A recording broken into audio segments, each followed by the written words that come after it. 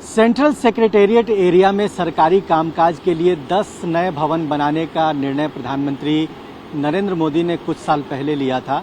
उसमें से एक भवन जो बनकर पूरी तरह से तैयार हो गया है, इसे कर्तव्य भवन 3 नाम दिया गया है। कल प्रधानमंत्री नरेंद्र मोदी इस भवन का उद्घाटन करेंगे। दोपहर 12:15 बजे के आसपास में प्रधानमंत्री यहाँ पर आएंगे और ये भवन अब पूरी तरह से जनता के लिए समर्पित हो जाएगी। यानी कि सरकार जनता के लिए जो काम करती है वो अब कुछ मंत्रालयों की तरफ से इस बिल्डिंग से किए जाएंगे, जिसमें गृह मंत्रालय है, विदेश मंत्रालय है, कार्मिक और ट्रेनिंग जो मिनिस्ट्री होती है उनका दफ्तर यहाँ पर बनेगा।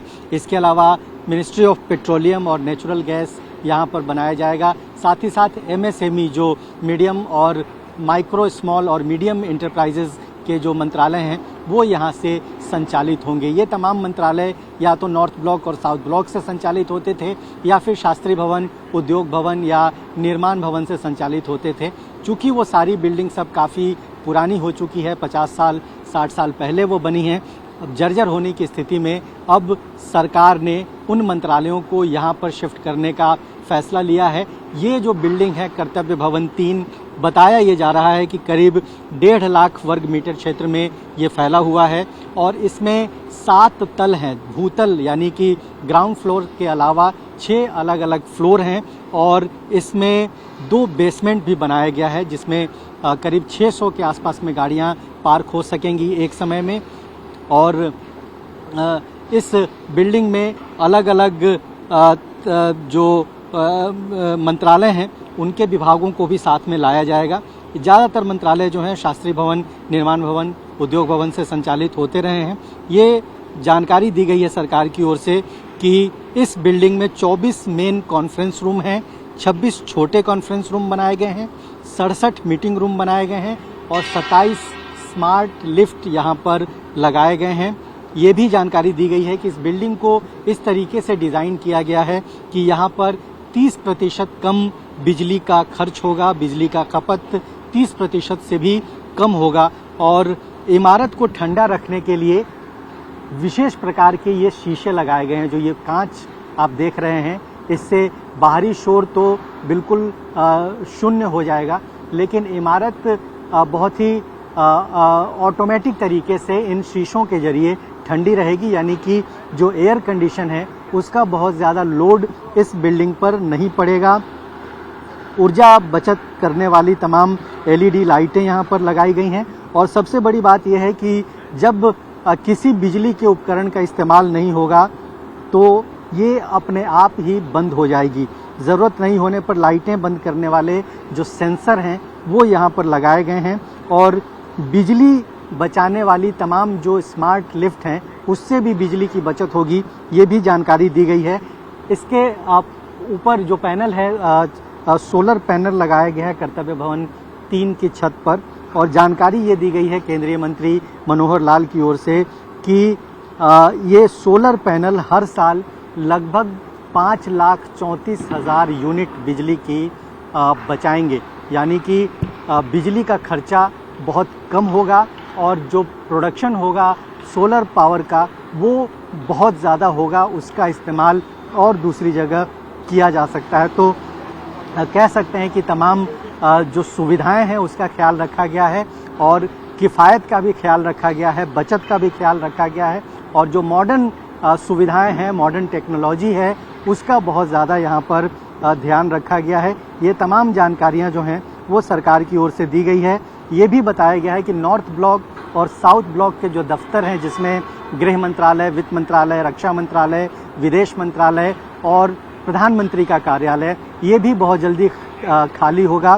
प्रधानमंत्री का जो नया कार्यालय है वो भी बनकर तैयार है, वहाँ पे भी शिफ्टिंग का काम शुरू होगा। लेकिन इस बिल्डिंग में जो डिपार्टमेंट्स हैं और मिनिस्ट्रीज़ हैं, ख़ास तौर पर गृह मंत्रालय और विदेश मंत्रालय, ये दो बड़े हेवी वेट मंत्रालय हैं, वो बहुत जल्द यहाँ पर शिफ्ट होने वाले हैं, बल्कि शिफ्टिंग का काम शुरू भी हो गया है। तो ये तमाम जानकारी दी गई है सरकार की ओर से। ये बताया गया है कि जो पहली मंजिल है कर्तव्य भवन 3 की, उस पर पेट्रोलियम और नेचुरल गैस मंत्रालय का दफ्तर होगा, कार्मिक मंत्रालय का दफ्तर होगा दूसरी मंजिल पर ग्रामीण विकास और एमएसएमई का मंत्रालय होगा, तीसरी मंजिल विदेश मंत्रालय के लिए और प्रधानमंत्री के प्रिंसिपल साइंटिफिक एडवाइजर के लिए रखा गया है।